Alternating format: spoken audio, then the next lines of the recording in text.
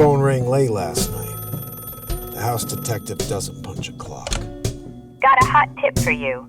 There's a house on Logan Road with a real killer kitchen. Won't be long before everyone knows. They call me the house detective. Name's Pyers, Mark Pyers. I follow the clues to solve your real estate cold case. The place played innocent from the driveway. Lanterns on stone pillars, fresh snow from last night. But every house had secrets, and this one was rumored to have a killer.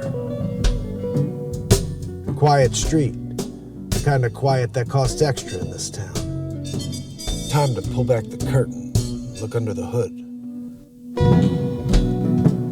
I let myself in, quiet, clean, almost too clean. The floorboards whisper, and I listen.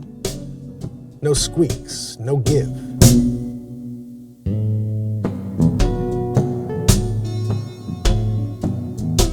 I ran a finger across the ivories. Nothing. Spotless. As clean as a whistle, no dust, no prints.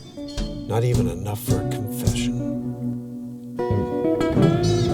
Time to find some clues.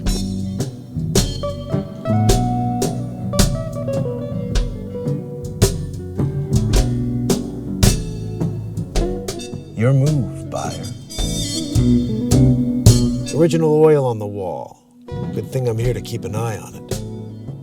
Then I stepped into the kitchen, and that's when the case took a turn. Hello, gorgeous. A bottle of Barolo's staring back at me. It takes me back to the case of the disappearing wine cellar. Whatever happened to that wine?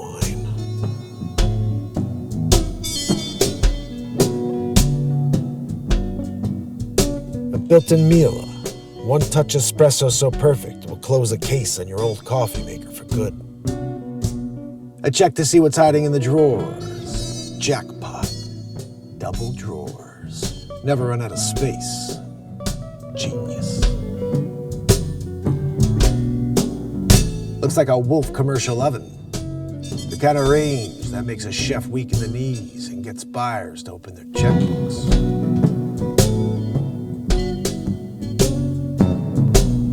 A full-stand mixer that disappears on command. It's slicker than any alibi I've ever seen.